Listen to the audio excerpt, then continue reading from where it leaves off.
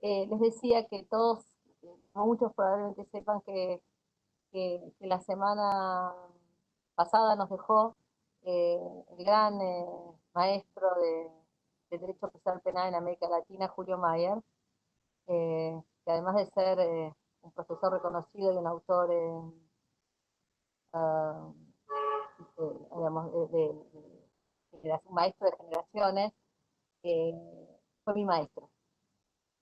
Entonces, yo venía trabajando estos días un texto sobre el sistema acusatorio de justicia juvenil, un texto de la pandemia, si se puede decir así. Bueno, sucedió eso que existe terrible, y es un trabajo que yo quiero dedicarle a él, pero lo digo, es la primera vez que lo digo, y probablemente algunos de ustedes conozcan, Julio Mayer amaba la provincia, siendo cordobés, amaba Santiago del Estero, y iba regularmente a bailar a las peñas. Entonces,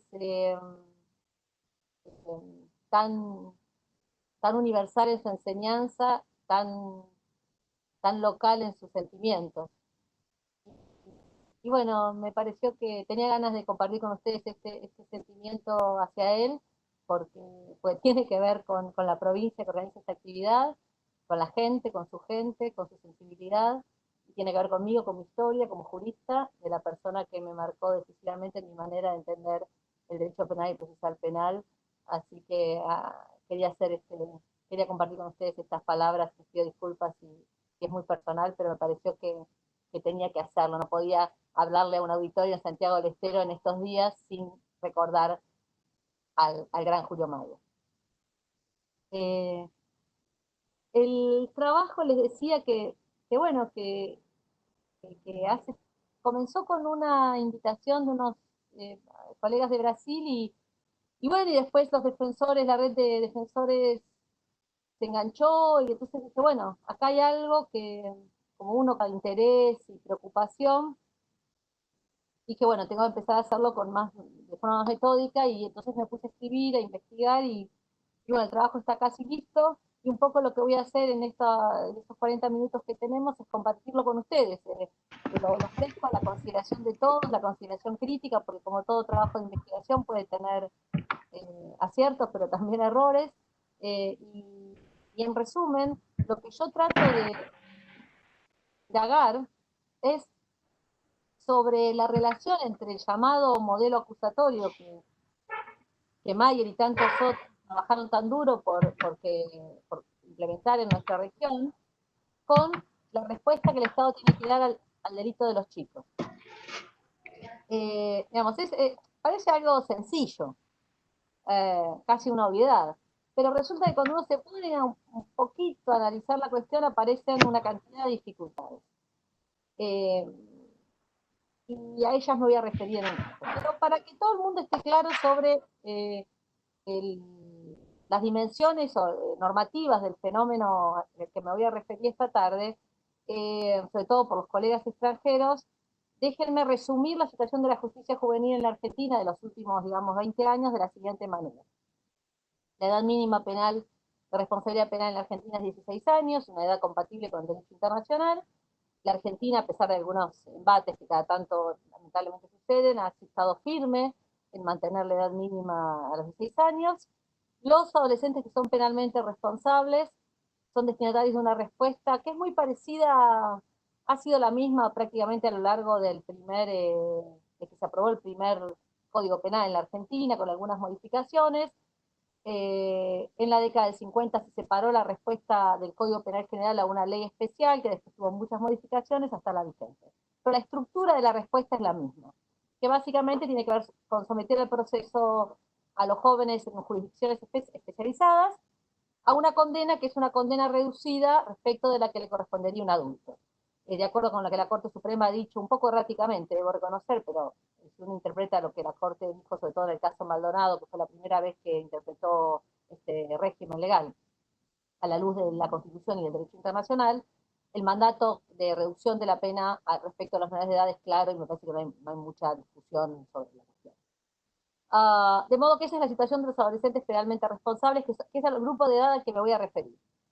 Son adolescentes que, bueno, tienen las garantías según en general en casi todas las provincias hay regímenes especiales para adolescentes, algunas no, como es el caso de la provincia de Santiago del Estero, no tiene un proceso penal juvenil especializado. Sin embargo, las garantías procesales generales, sobre todo a partir de que las provincias y los países adoptaron el modelo acusatorio, parecería, digamos, se reconocen por lo menos en los enunciados legales a los adolescentes. Por debajo de la edad mínima, también las provincias argentinas cambiaron su respuesta y a partir de la Ley Nacional 26.061 y se aseguran garantías de debido proceso a los adolescentes por debajo de la edad mínima y prácticamente no se adoptan, salvo excepciones, medidas restrictivas de intensa restricción de la libertad ambulatoria. Este sería el resumen del escenario argentino, no quiero hablar de eso, pero para que todo el mundo entienda un poco cuál es la situación. La justicia juvenil en la Argentina no funciona hoy como funcionaba hace 20, 30 años, porque cambiaron los procedimientos. Y este es el argumento básico que yo quiero compartir con ustedes. Que cualquier persona que se dedique al derecho penal sabe, lo enseñó el maestro alemán, no Mayer, el otro, en relación con que lo que hace, alguien dijo que el proceso penal es el termómetro de la calidad democrática de un país.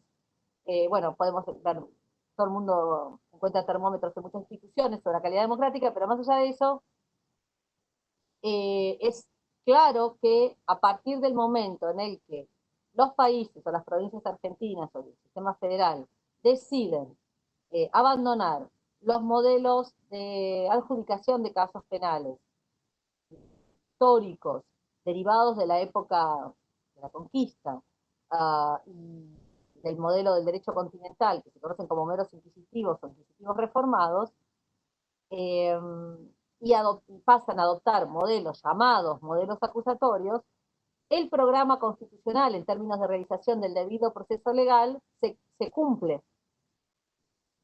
De la propia Constitución, sobre todo con su reforma, uno podría decir que desde la propia formulación originaria del 53, porque tiene juicio por jurados, pero sin duda a partir de la reforma, abraza un modelo de enjuiciamiento, que es este modelo que parece ser el que mejor realiza el debido proceso legal. Con lo que no tendríamos ningún problema. Simplemente transferimos si el problema que había con los adolescentes infractores era el de asegurar las garantías del debido proceso legal, se hacen las reformas procesales en los países o en las provincias y incorporamos estas garantías a los procedimientos, entonces resolvimos todo, no tenemos más problemas en términos de asegurar derechos y garantías del debido proceso legal a los adolescentes imputados de delito.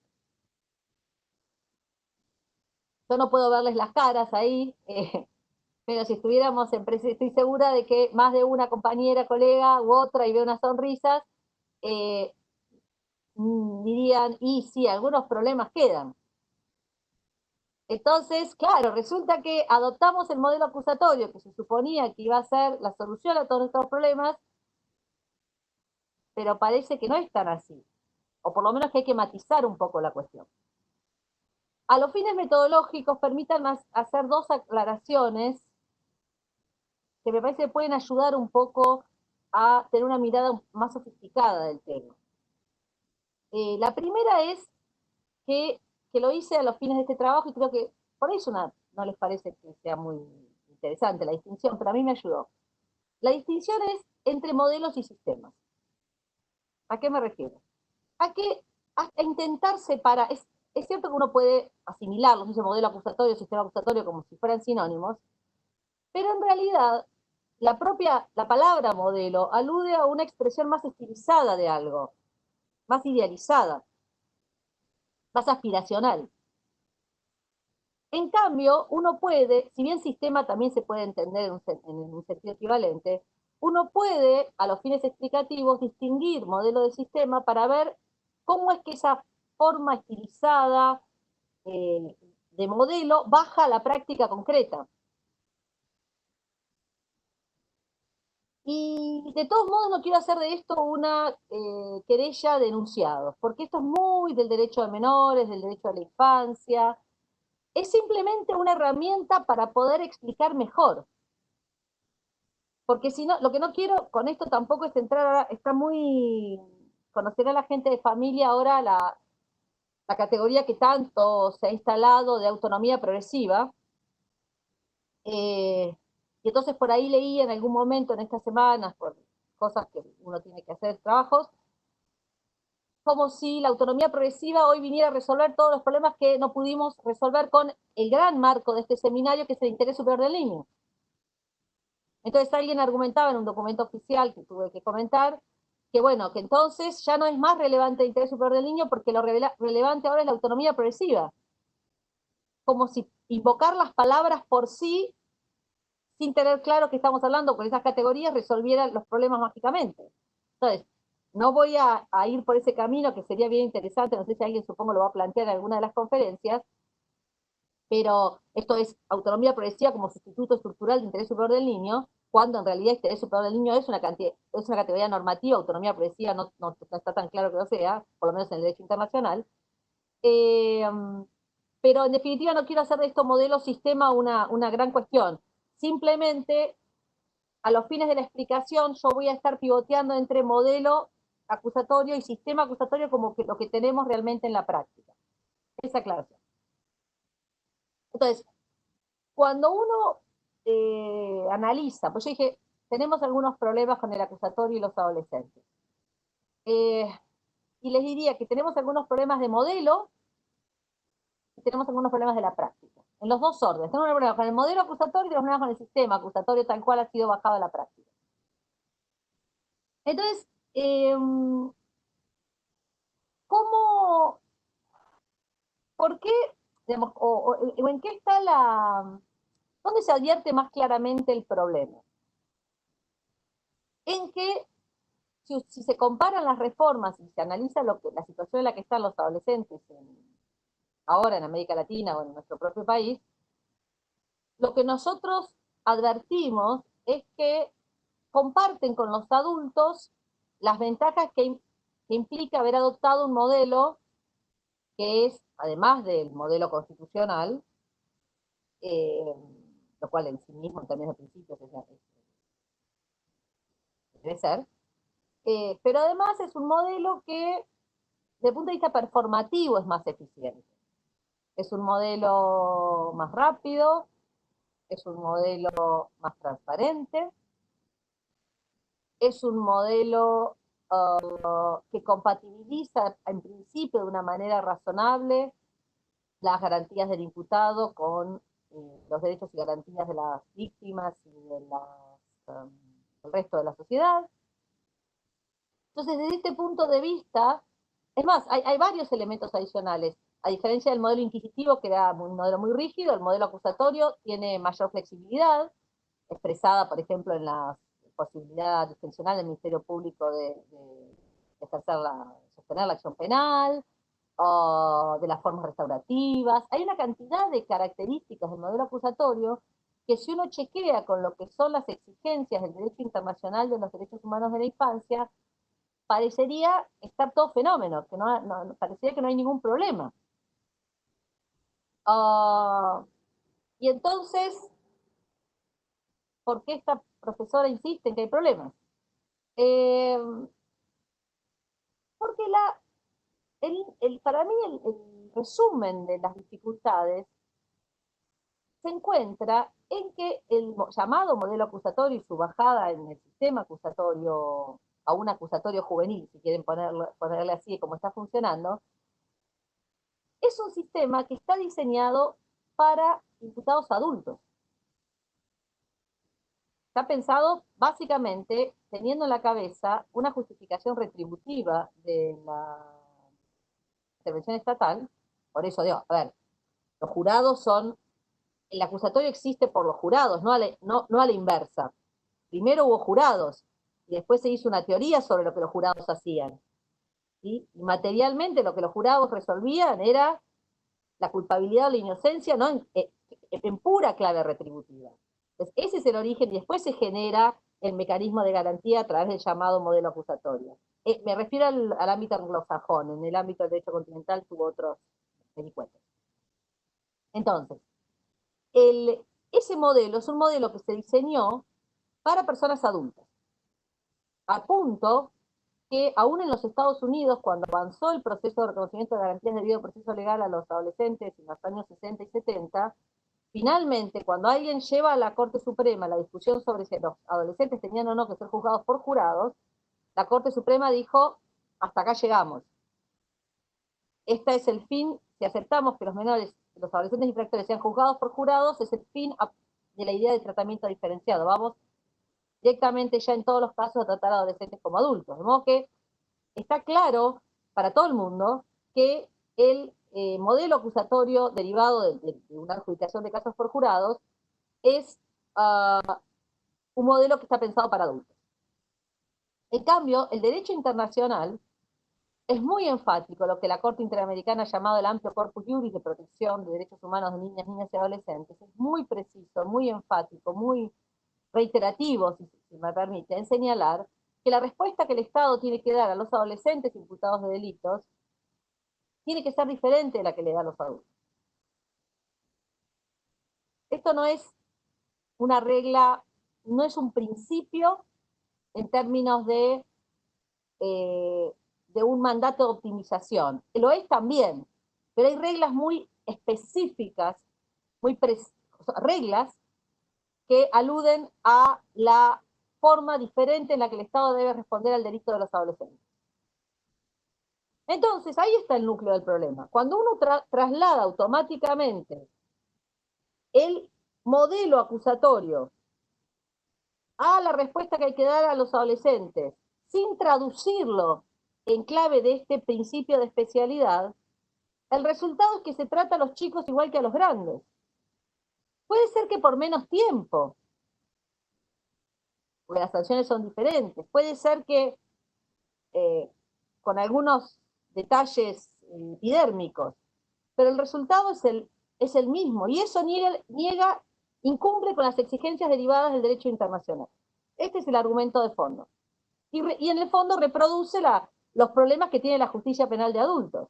Ahora, ustedes pueden decirme, les iba a leer una cita de un informe que se hizo sobre justicia juvenil en los años 60, que, sobre el problema que tenía la justicia penal en general y en los Estados Unidos y la justicia juvenil, pero a mí me encanta una parte de ese informe que dice, bueno, pero en realidad la decepción y la frustración es más intensa cuando las aspiraciones fueron más altas.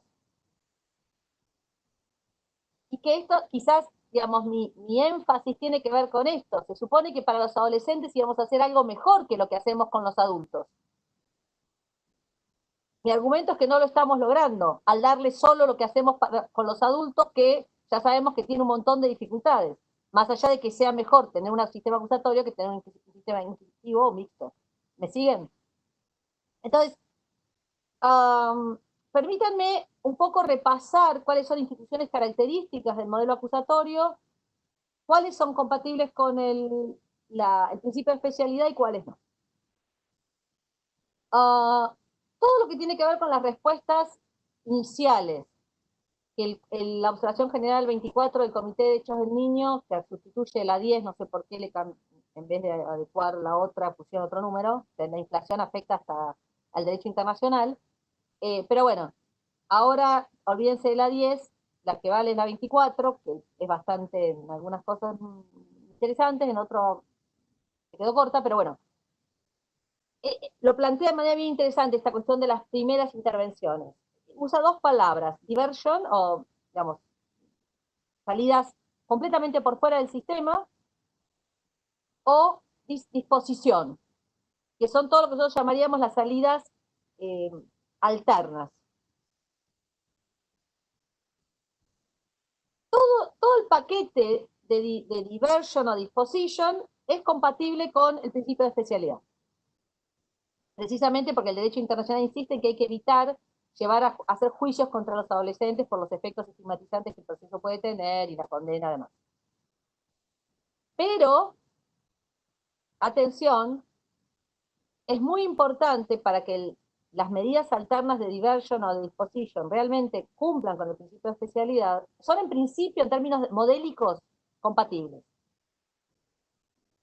Pero, en la práctica, los sistemas deben incorporarlas con una clave de especialidad en el sentido de que no se apliquen igual la justicia restaurativa, la mediación, la conciliación, la remisión que es específica de adolescentes, la suspensión a prueba, del mismo modo que se aplican con adultos. Porque eso frustra el ideal resocializador o el ideal socioeducativo, según como lo quieran llamar. Les doy un ejemplo. Ciudad de Buenos Aires tiene un sistema acusatorio modernísimo, con muchos recursos y con una problemática penal bastante limitada por la reducida competencia que aún tiene la ciudad por la no transferencia de la justicia ordinaria nacional al ámbito de la ciudad. Audiencia en relación con una conducción peligrosa. Un hecho que pudo haber ocasionado la muerte de una familia entera, pero bueno, finalmente queda la imputación por conducción riesgosa, un adolescente penalmente responsable, en la audiencia restaurativa, finalmente la jueza convoca, la fiscal se opone, no había ninguna, no hubo ninguna instancia de conexión del adolescente con la gravedad de lo que había pasado, ni con las víctimas, la familia, la madre de la familia, le hablaba al adolescente para tratar de generar alguna clase de empatía, de conciencia de lo que había sucedido, nada de nada, la fiscal se opone, la jueza de todos modos, porque es una regulación un poco inquisitiva del acusatorio en la ciudad en estas salidas alternas, porque todo lo resuelven, son todas facultades judiciales en vez del Ministerio Público, se acuerda no recuerdo, creo que fue una remisión, pero no estoy segura, cuando termina y el chico estaba con la certeza de que ya se había firmado y acordado, se acerca a la fiscal y la amenazó porque ella no había aceptado la medida, digamos, conciliatoria. Entonces, yo lo que les quiero, un chico de 16 años, entonces, con un hecho de gravedad, entonces, para lo que son este tipo de infracciones. Entonces, lo que les quiero mostrar es clara ¿qué hace la ciudad? La ciudad aplica las mismas, y aunque la ciudad tiene una ley procesal penal juvenil, pero en la práctica las aplica de la misma forma que hace con adultos, como un mecanismo de descomprensión del sistema. Y al hacerlo para terminar las causas rápido, se pierde el principio de especialidad. Eso con las medidas alternas. La necesidad de un proceso penal juvenil es clara, sobre todo por la cuestión de la relación de la especialidad con los plazos procesales. Los tiempos de los chicos son tiempos diferentes que los de los adultos. Nosotros tendemos a pensar que los plazos son nuestros, de los operadores, pero los plazos centralmente son de las personas que más padecen el proceso. Y en esto hasta la jurisprudencia de la Corte Interamericana es clara. Los tiempos de los chicos son diferentes, son existencialmente diferentes, pues se encuentran en otro momento, etapa de la vida, y hace falta una regulación específica. Ahora, porque ya estamos promediando, ¿cuáles serían las instituciones más problemáticas de aplicación en la justicia juvenil derivadas del sistema acusatorio? Que, en el marco de este curso, en mi opinión, contradicen el principio de interés superior del niño también.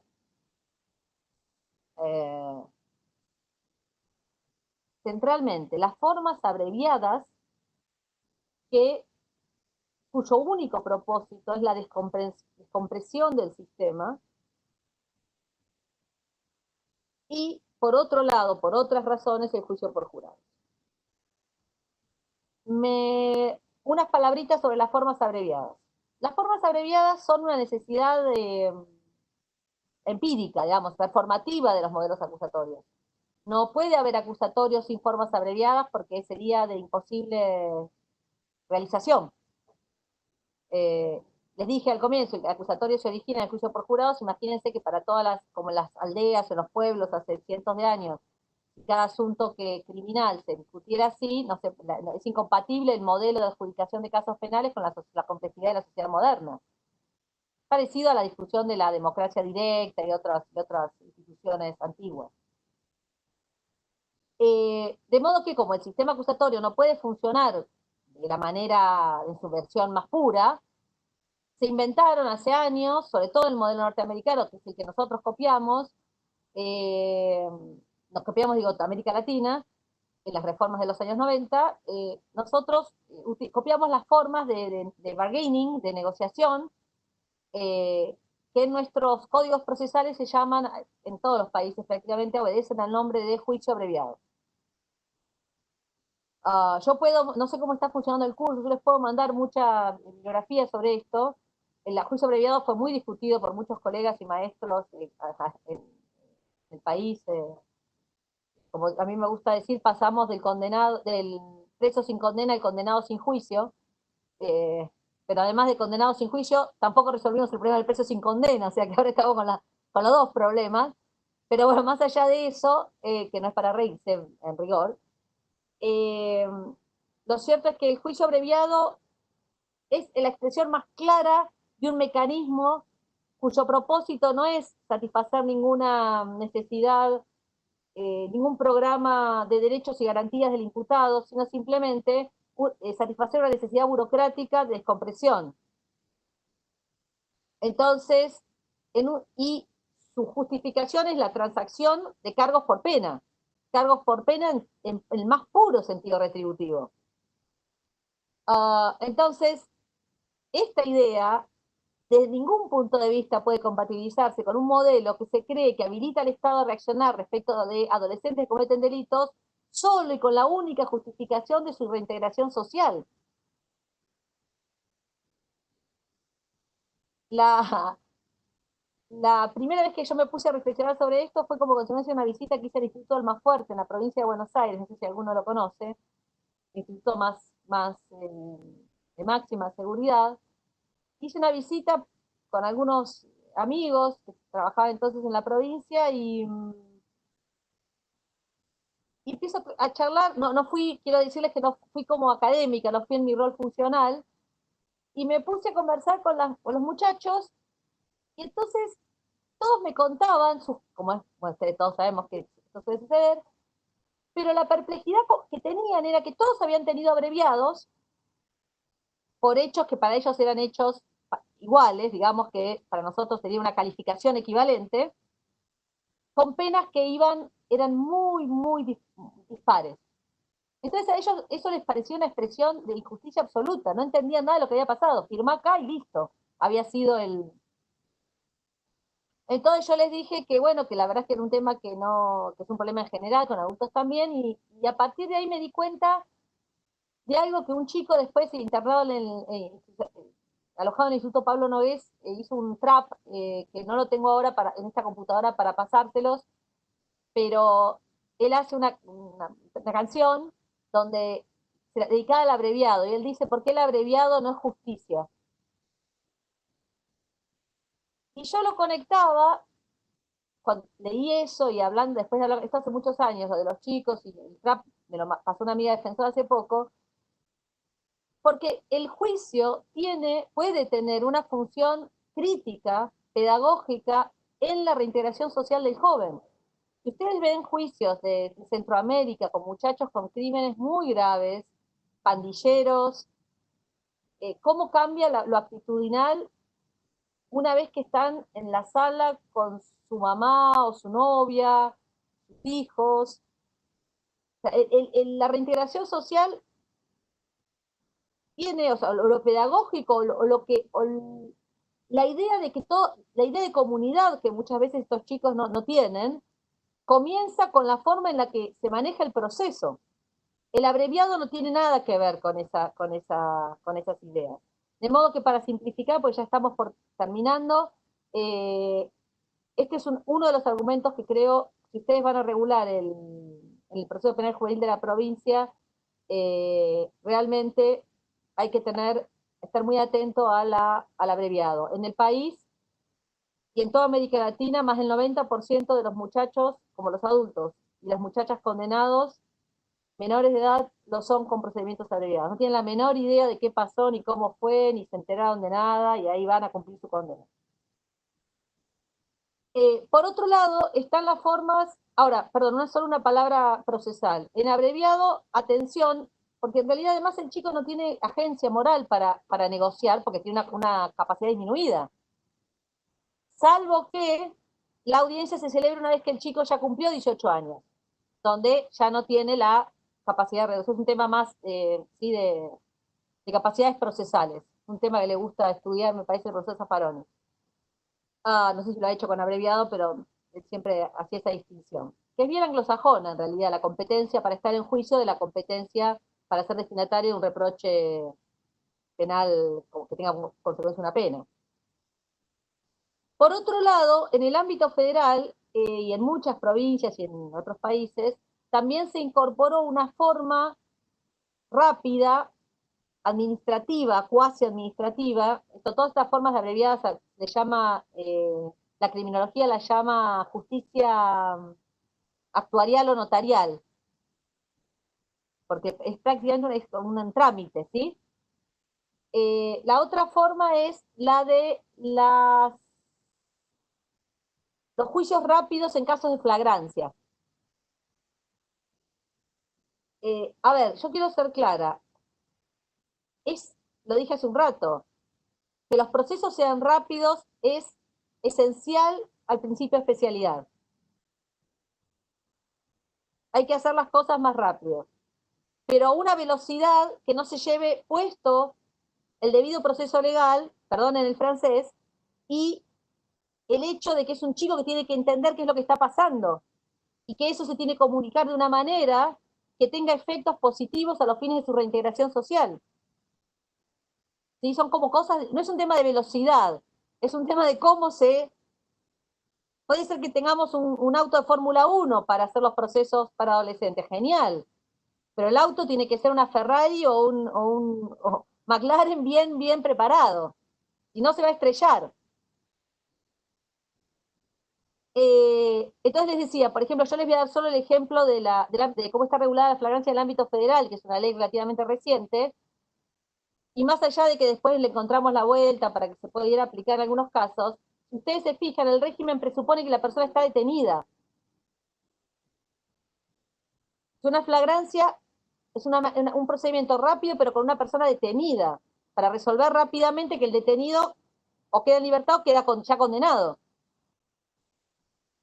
Un sistema que está pensado para ver qué hacemos con los detenidos en flagrancia es un sistema incompatible con el principio de especialidad, porque el sistema de adolescente supone que un chico no tiene que estar detenido nunca, salvo en casos muy excepcionales. Entonces, si queremos hacer un procedimiento equivalente rápido, tenemos que pensarlo de otro modo, diseñarlo de otra manera. La razón no es porque el chico está detenido que lo tenemos que hacer rápido, porque en realidad el chico no debería estar como regla detenido. No sé si puede hacer bien el argumento. Esto en cuanto a las dos instituciones, digamos, que más se usan en todos los países. Finalmente, una palabra respecto del juicio por jurados. ¿Qué decir del juicio por jurados? Tantas cosas, sobre todo como discípula de Julio Mayer, que en tanto insistió para que eh, produjera el juicio por jurados en el ámbito nacional, federal y también en algunas provincias. Uh, la exigencia constitucional y de derecho internacional con adolescentes es que ellos se les imponga una consecuencia jurídica de contenido sancionatorio, siempre que se les pueda imponer, siempre que se asegure lo que el Comité de Derechos del Niño llama un juicio justo, fair trial, que es más o menos el equivalente para nosotros de la idea del debido proceso legal. Entonces, la exigencia es cumplir con el juicio justo, con el debido proceso legal. El juicio por jurados, como me adelanté hace un rato, aún para la propia Corte Suprema de los Estados Unidos, no es una exigencia sine qua non derivada del debido proceso legal. Una persona puede tener un juicio justo y el aseguramiento de todas esas garantías y derechos sin que su caso sea adjudicado por jurados. El jurado tiene una connotación tipo externa, de justificación externa, en el sistema de garantías, político-democrática, esencial, fundamental, pero que no necesariamente está montada de forma inescindible a las garantías del debido proceso legal y del juicio justo. No sé si puedo, estoy simplificando mucho el argumento. Unas son garantías internas, las otras son garantías orgánicas, ¿sí? Externas. De modo que, para asegurar una respuesta compatible con el programa constitucional, nosotros tenemos que cumplir con las garantías internas y externas. Las externas son, de acuerdo con todas las normas internacionales, una organicidad especializada. Jueces especializados, defensores especializados, fiscales especializados, hasta policía especializada, equipos multidisciplinarios, etc. El jurado no puede asegurar esa especialidad. Primer problema. Segundo problema. Desde el punto de vista político, democrático, supongamos que nosotros usáramos ese argumento, la garantía política es la de ser juzgado por pares. ¿Quiénes son los pares de los chicos? ¿Serían otros chicos los que estarían en el jurado? Tercer problema. Supongamos que concedemos que sean pares en este sentido, pero son pares todos con agencia moral incompleta o capacidad penal disminuida, como quieran llamarlo, como el propio adolescente. Entonces, entre todos van a hacer una adjudicación de responsabilidad. Se entiende que ya empieza todo a parecer un poco casi extraña la argumentación. Y dos consideraciones finales. Estoy simplificando, disculpen. Una, como dije hace un rato, el jurado es un mecanismo de adjudicación de casos validado constitucionalmente desde el punto de vista político, democrático, cuyo propósito, cuya justificación inicial es una determinación de responsabilidad para aplicar sanción en clave retributiva. Toda la discusión, toda la discusión frente al jurado es una discusión que está pensada a partir de una sanción en clave retributiva.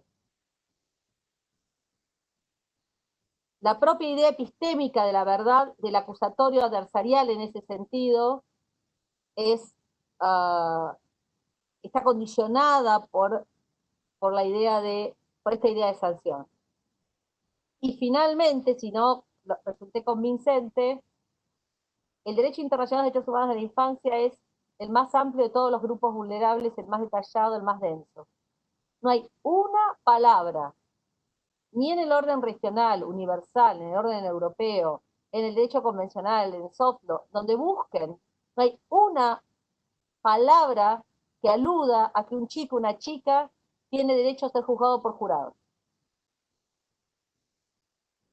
Esto para mí dice mucho de que el mundo, que tanto ha pensado, diseñado la respuesta que hay que darle a los chicos infractores, claramente no cree que la mejor respuesta tiene que ser que sean juzgados por jurados para darles un juicio justo. Así que bueno, de una forma un poco apresurada, lo que yo quise esta tarde es compartir con ustedes estas dificultades que veo la veo en la práctica, de que cada vez se acerca más la justicia juvenil, la respuesta al delito de los chicos, a la respuesta a los adultos, y si es que nosotros queríamos, ¿qué es lo que queríamos lograr con las reformas? Un mundo con menos violencia, una respuesta más justa. Bueno, sin duda, si lo que hacemos es darles a los chicos más de lo mismo que sabemos que no funciona muy bien, no vamos a obtener ese resultado. Vamos a producir una ampliación de la violencia. Ahora, si lo que queremos es reducir la violencia y generar, vivir en condiciones de vida más justas para todos, el agresor, la víctima y toda la comunidad, entonces deberíamos no repetir esos errores que los pasó Estados Unidos y al punto que los llevó alguna vez a aplicarles hasta la pena de muerte a los menores de edad. Entonces, a lo que me refiero es, no puede ser que los chicos, para que se les reconozcan sus garantías, derechos de defensa, el debido proceso, tengan que pagar el precio de ser tratados como adultos. Tenemos que poder ser capaces como sociedad de tratarlos como chicos y darles todos los derechos, los derivados del debido proceso legal, pero también aquellos derivados del derecho internacional que dicen que tienen más oportunidades que los adultos cuando les imputan delitos, y eso, el acusatorio Tutkuk, así solito no se los garantiza. Gracias por la atención. Muchas gracias, doctora Mari Veloz. Para mí es un gusto saludarla, tenerla nuevamente, aunque sea virtualmente, aquí en Santiago del Estero. Antes de que usted accedió a la sala, justamente hice una consideración de toda su trayectoria en investigar estas cuestiones y que es una persona de consulta internacional en los mismos sistemas internacionales de protección de derechos humanos. Hace tiempo atrás leí un artículo suyo, hace unos años, que usted hablaba justamente en este tipo de cuestiones de modelos para armar y otros para desarmar, ¿no? Haciendo alusión a una vieja canción de rock argentino, ¿no? Y bueno, creo que aquí un poco he expresado eso, qué es lo que tenemos que buscar, sacar de esas consideraciones y qué cosas tenemos que tratar de no mezclar porque nos alejamos de aquello que justamente la semana pasada estuvo el doctor Baroni, aquí también en este foro, y hablaba con cuidado con las ficciones del derecho, sobre todo cuando se trata de niños y niñas, y reconociendo que él no es un experto en derecho de niñez y adolescencia, ¿no? Así que, y en esto, ¿cómo juega la determinación del factor de aquellos elementos criminológicos, de factores de riesgo y factores de protección dentro del proceso penal? Porque, bueno, yo soy un juez que manejo la casación aquí en la provincia y a veces advierto cuando me llegan las sentencias que se habla mucho de invocación normativa internacional, pero a la hora de ver los resultados en esos procesos, poco y nada se han tenido en cuenta esos criterios de especialidad que usted menciona, ¿no? También hay que hablar no solamente desde una especialidad normativa, sino también de las buenas prácticas, entiendo, y esa es la pregunta concreta, a la hora de hacer el examen concreto en cada caso de que un niño tiene que ser sometido, digamos, a un necesario, porque también aquí juega esos elementos del principio de proporcionalidad, sometimiento a un proceso penal, ¿no? Y esto es la pregunta concreta. Le agradezco, doctor, la intervención y sus palabras. La, yo no me quise extender, pero un argumento que intento desarrollar en este trabajo tiene que ver con pasar del modelo acusatorio al modelo garantista. O sea, me parece que nos quedamos con el modelo acusatorio y no nos damos cuenta de que en realidad la manda constitucional con el derecho internacional es de incorporar una respuesta garantista, que es más que el acusatorio en el caso de los adolescentes. Y en este punto me parece crítico lo que usted señala en relación con las condiciones de realidad. Usted le dice las buenas prácticas o las condiciones de riesgo, o como le quiera llamar. Si no estamos nosotros como operadores, en la sociedad en general, pero nosotros, cuando resolvemos atentos a esa dimensión externa que llama Ferraioli las garantías externas, para mí una parte importante del principio de especialidad tiene que ver con las garantías externas.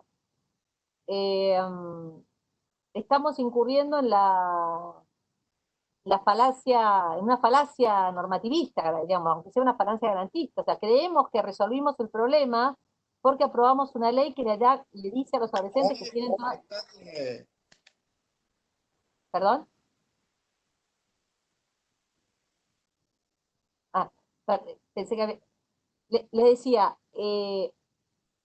una respuesta que no considera la dimensión material del problema, por ejemplo, que encuentra una salida alterna que dice que el chico tiene que, no sé, una vez por semana presentarse en el juzgado o algo parecido, con la certeza de que no hay en la provincia o donde sea condiciones para que esta medida se cumpla y por lo tanto el chico va a volver al juzgado a la semana o al mes con un delito nuevo, es un ejemplo fantástico de la falacia de la que estoy hablando, porque formalmente tuvo un defensor, formalmente tuvo un juez independiente, formalmente estuvo en presencia de una autoridad especializada, formalmente tuvo derecho a una salida alterna.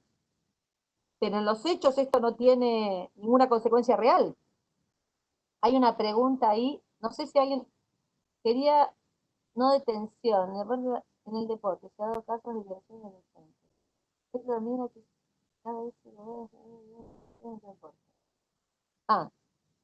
Ah, es interesante esa pregunta, pero nos saca un poquito del tema. Eh, yo suelo relacionar, alguien pregunta sobre la posición de los chicos en el deporte, es muy importante, pero nos saca de justicia juvenil para ir al territorio del trabajo infantil. Eh, es un tema bien complejo, porque en general cuando uno piensa en los problemas de trabajo infantil, los piensa en relación con los chicos que están en situación de mayor extrema vulnerabilidad, no solo por la edad, sino por sus condiciones socioeconómicas y familiares, ¿no? Por ejemplo, los chicos que trabajan en la zafra, y en realidad el tema de la explotación de los niños atraviesa a todos los chicos de todos los sectores, y el deporte y los espectáculos deportivos también son ejemplos de explotación de chicos, eh, que hay un tema complicado con la autonomía también. Pero bueno, doctor, me va a disculpar, si quiere mándenme un correo, pues es un tema que nos sacaría mucho del tema. Doctora, un gusto. ¿Qué tal? ¿Cómo está? Doctora, eh, quizás sin ser pregunta y más a modo reflexivo de lo que he podido escucharla, un poco usted nos está planteando entonces, a quienes nos dedicamos al ámbito de la justicia y puntualmente a operadores judiciales, como en mi caso, llamarnos a la reflexión acerca de la posible incompatibilidad del juicio abreviado en torno a lo que es la justicia penal juvenil, al espíritu de la justicia penal juvenil en cuanto a la reintegración social que busca del niño por su falta de capacidad para negociar una pena, negociar responsabilidad. Exactamente. A ver, de todos modos, por eso siempre es importante cuando uno hace los planteos, el marco, ¿no? En el sentido de, a ver, todos ustedes tienen una enorme práctica, muy comprometida, conocen los casos, se conocen entre ustedes, los colegas, y uno sabe cómo trabaja y cómo resuelve y cuándo toma las decisiones, por qué las toma. El punto es, entre todos, que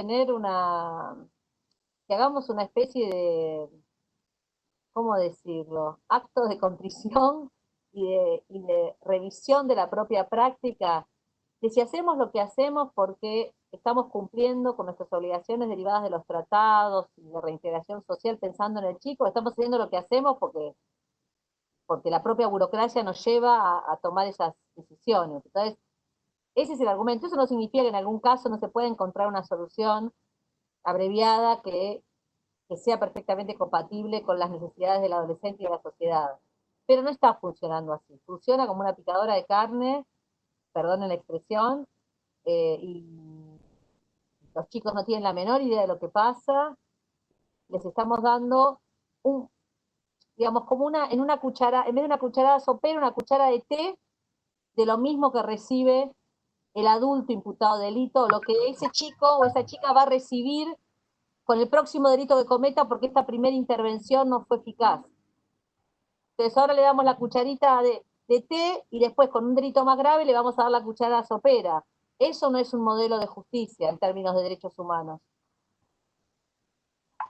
Doctora, buenas tardes. Álvaro Rodríguez le saluda. Tengo desde la plataforma. Sí. Sí, quería hacer unas preguntas desde la plataforma, ¿sí? Cuéntame, doctor. Doctora, le habla Juan Estorniolo, yo soy el encargado, el director, digamos, del Instituto de la Niñez que organiza este evento junto con la red latinoamericana, la presidencia del doctor Schuder, ¿no? Quería comentarle que aquí en Santiago, como usted ha señalado, en Argentina, en Santiago del Estero, la provincia más antigua del país, que nos sentimos orgullosos de serlo, nosotros no tenemos todavía un régimen de especialidad y usted ha andado hace unos años anteriores para informarnos, asesorarnos en ese sentido. Yo les quería comentar que aquí nosotros, dentro de esas limitaciones que tenemos, todavía está vigente la ley 22.278, cuestionada por el caso Mendoza versus Argentina, que ha sido condenada al país, y todavía, como no tenemos régimen especial, la aplicamos. Y bueno, tenemos que hacer el tratamiento tutelar, pero hemos tenido una experiencia justamente en función de lo que usted dice, a pesar de las normativas adversas que teníamos aquí, hemos recurrido, digamos, y para darle las mayores oportunidades que a los adultos, a los niños, como usted también lo ha señalado, viendo la vieja observación 10, la observación actual 24, hemos visto también la observación general 14, que habla del interés superior del niño, que se lo consagra como un principio, como un derecho, una directriz. Y fíjese que hemos tenido también en un proceso de un niño que era un delito de homicidio en contra de un amigo, y que cambiando esos paradigmas, tomando referencia a lo que usted bien señala internacional y de los tratados internacionales, teniendo también una fiscal comprometida que está ahora, estoy viendo aquí, está presente también ahora en esta reunión,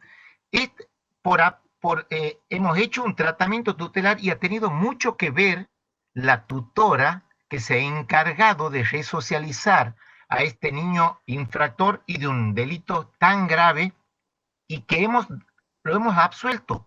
Hemos declarado, yo he sido un integrante del tribunal oral, en donde lo hemos absuelto, declarándole la responsabilidad penal, pero considerando que no era necesaria la aplicación de una pena, porque hemos decidido que con un tratamiento que se había hecho interno dentro del penal y después cambian sin aplicar las reglas, porque no las teníamos nosotros, pero sí aplicando los principios, hemos hecho también un tratamiento extramuro, fuera del penal. Y el chico está en la universidad, se ha vuelto a la sociedad, es un ejemplo, nosotros le llamamos el caso A.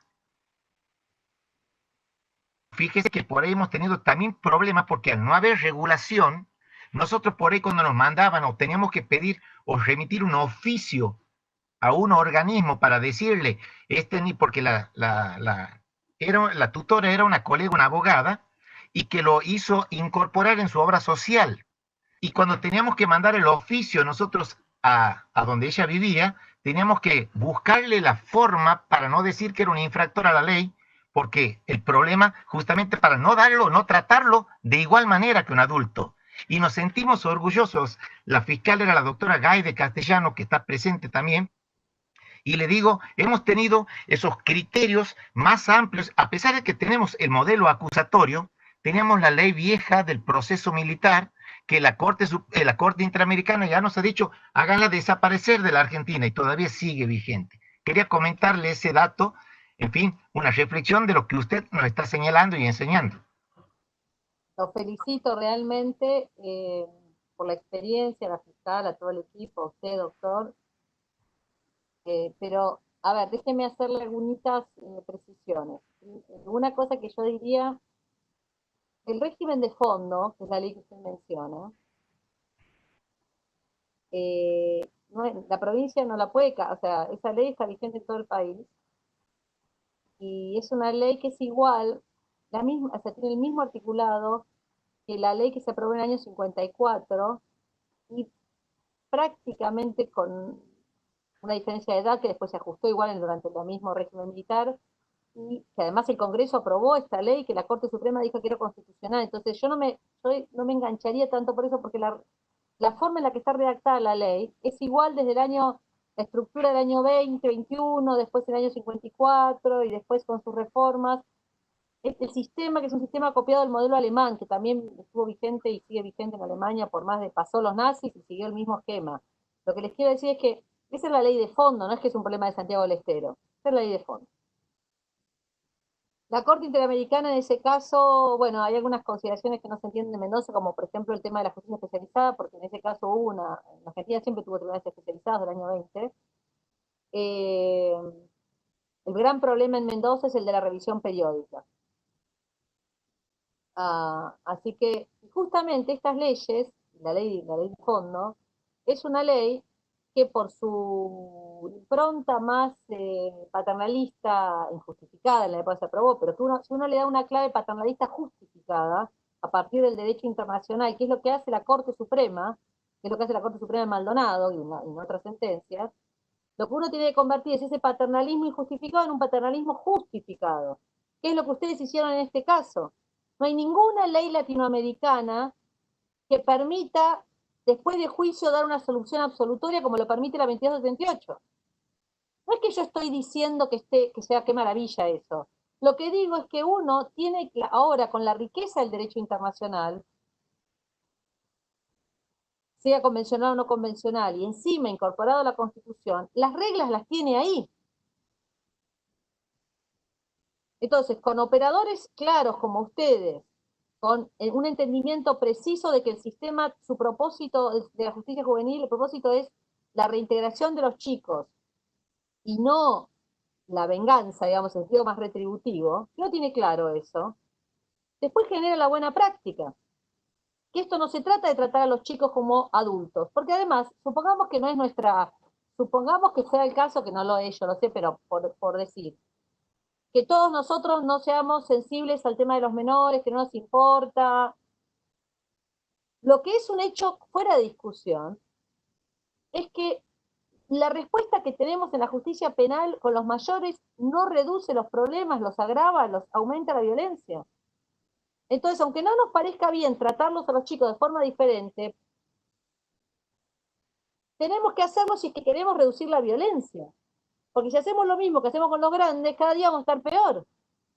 Entonces, tanto por un imperativo de justicia y de cumplimiento del derecho constitucional e internacional, como por razones empíricas de política criminal, es fundamental que entendamos que la obligación estatal es garantizarle a los chicos y las chicas estos derechos que en el fondo son derechos económicos, sociales y culturales. Es lo que usted dijo, un chico que se lo acompañó en la obra social, se le estuvo encima y el chico salió adelante. ¿Qué hubiéramos ganado con un abreviado que se transaba una pena de, no sé, 6, 8 años para ese chico? ¿Qué ganancia había para la sociedad, para la víctima, para todos? Bien, buenas tardes.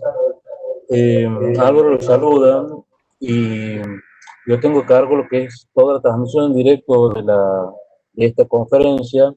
Tenemos 1,5 millones de inscriptos en el curso y para darle espacio a ellos quisiera usar de su tiempo y hacerle una pregunta antes, digamos, de que tenga que retirar, doctora.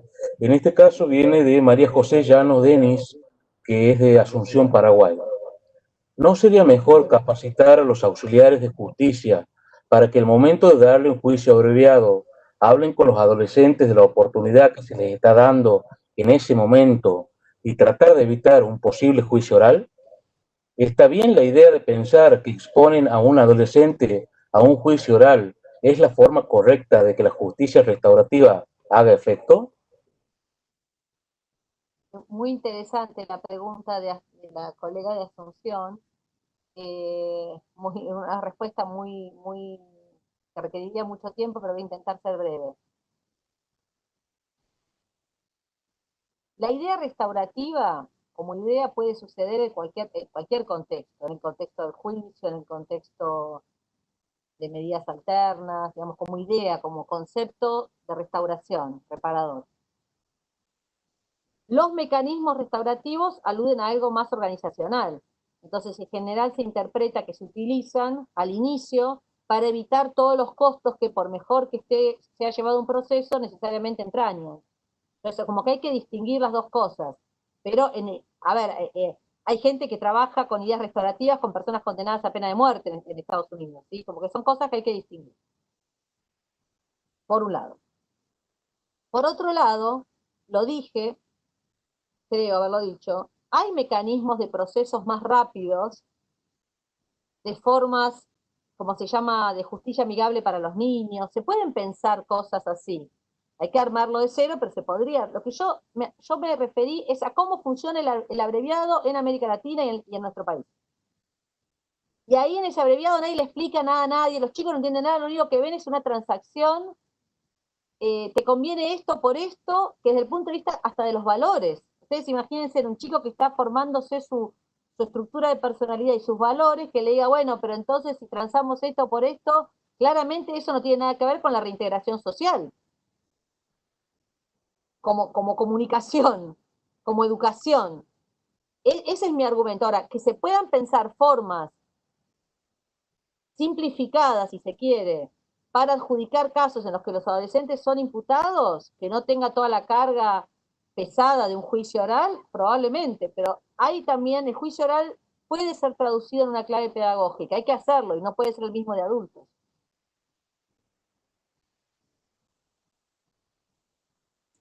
Álvaro, ¿alguna otra pregunta? Sí, doctor. Tenemos una pregunta del doctor Gabriel Fuentes, que en realidad no es una pregunta, sino más bien una afirmación que nos hace y nos dice: ojalá, doctora, se los tratara como adultos a los niños menores de 16 años. Hoy se los dispone. Y después tenemos muchísimos saludos que vienen desde Paraguay, México, en este caso de Yasmín Patricia Gutiérrez Vargas, colega mexicana. Excelente disertación, doctor, y coincido en que la protección a los niños, niñas y adolescentes respecto al tratamiento procesal que se da como adultos, alejándose del fin del derecho internacional para niños y niñas y adolescentes. Esas son intervenciones que tenemos genuinas de todos los cursantes de este magno curso, ¿no? Tiene la palabra, si para no agotar, digamos, el tiempo de la disertante, podríamos comenzar ya con el cierre del curso. Agradezco. A ver, esto de la disposición. Yo no puedo, a ver, prácticas, como les dije, puede ser que siempre va a haber algún caso problemático. La verdad es que la justicia latinoamericana y la justicia argentina cambió en los últimos 25 años de manera juvenil, de manera radical, absoluta, completa. Cambiaron los procedimientos, cambió las leyes de protección, la organización cambió. Al punto que el doctor Estorniolo decía de casos que aprovechando una pauta que tenía la ley antigua, se la usó en un buen sentido y en buena parte para poner a un chico en una posición que le sirve en términos de reintegración social. La propia Observación General 24 habla de disposición. El problema no importa la palabra, el problema es qué es lo que se hace con eso. Por ejemplo, la Cámara Federal de la Capital aplica los estándares de la prisión preventiva cuando es una disposición de privación de libertad. Entonces, si no hay peligro de fuga o peligro de entorpecimiento, no se puede aplicar esa medida. No se puede disponer, ¿sí?, en términos de privación de libertad.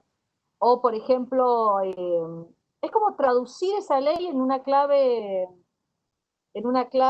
actual. Me parece que es lo que se está haciendo. Puede ser que haya casos complicados, pero ¿saben qué? Tratar a un chico como un adulto es un precio demasiado alto que hay que pagar para que a uno le respeten los derechos como chico, ¿no? Porque es negarle la condición de chico, es medio extraño. Doctora, ¿podría comentarle algo? Claro. No sé si estamos en tiempo. Buenas tardes. Bueno, bien, muy bien. Mi nombre es Natalia y soy psicóloga y trabajo en el Poder Judicial de Santiago del Estero. Y venimos reflexionando hace bastante en relación a esta cuestión del tratamiento adecuado de la justicia penal juvenil, ¿no? Además de especializada, debería ser adecuada, que bueno, eso implica una bajada muy interesante en relación a poder entender cada vez más, no solamente el adolescente como una etapa vital, sino también los cambios y el desarrollo neurobiológico que cada vez se acerca más al entendimiento y la comprensión del adolescente en sí, ¿no? Yo me vengo planteando esto hace mucho y lo vengo conversando con miembros de UNICEF y también con los colegas y cuando hacemos disertaciones de este tipo y podemos pensar juntos, en que por ahí el error está en que los adolescentes cometen actos de adultos y los adultos juzgan los actos como adultos y no existe, por ejemplo, un código penal adecuado, por ejemplo, para actos con el significado que ese acto tiene para un adolescente, ¿no? Digamos, matar es matar universalmente, ¿no? Para todo parecería ser el mismo acto, pero la actitud de matar claramente tiene una gran diferencia entre un adulto y un adolescente. Como en el caso que comentaba el doctor hace un rato, en el que tuve la oportunidad de participar en una de sus evaluaciones en las que justamente se estaba por ver si se le asignaba una pena o no, porque el responsable ya estaba declarado, ¿no? Pero bueno, estábamos tratando sobre la pena. Entonces, digo, por ahí a lo mejor el problema está en que lo que estamos viendo es que estamos juzgando actos que parecería ser que los cometen los adultos, pero cuando los comete un niño o un adolescente, perdemos de vista la subjetividad y el entendimiento de ese acto como forma de resolución de conflicto y nos centramos en el acto en sí, ¿no? Cómo juzgar una violación, cómo juzgar un asesinato, cómo juzgar un robo, y no tanto al sujeto en sí mismo, ¿no? Entonces, bueno, me parece que por ahí sería muy interesante ver, hacer un planteo de qué entiende un adolescente cuando mata a otro adolescente, si realmente le puede caber todo el peso de la ley como le cabría a un adulto que tiene experiencia, que tiene mayor discernimiento y que su cerebro le permite tomar mejores decisiones y valorar su acto en ese momento de una manera sumamente diferente al de un adolescente, ¿no? Bueno, eso sería como, no sé, un aporte para ir conversando. Lo vamos también a tratar en agosto cuando nos toque participar, pero me llama la atención su reflexión también a lo que venimos pensando. Brillante, Natalia, brillante. No tengo más que decir de la especialidad. Lo que agregaría simplemente es que los juristas estamos entrenados, o deberíamos, se supone que tenemos que poder hacerlo, para aplicar las normas con una cantidad de mecanismos de forma que el sentido de la norma se pueda realizar. Se supone que un buen jurista tiene que poder hacer eso. Sobran las normas que pueden traducir lo que usted dijo desde la psicología a la práctica judicial. Claro, sí. Sobran las normas. No es que, sí, es como decirle, a ver, cuando en la facultad uno tenía para estudiar del tratado, del manual o del apunte, salvando la distancia. Sí, bueno, podemos hacer un apunte también, pero con el tratado, pero tenemos tratados, tenemos de todo para hacer.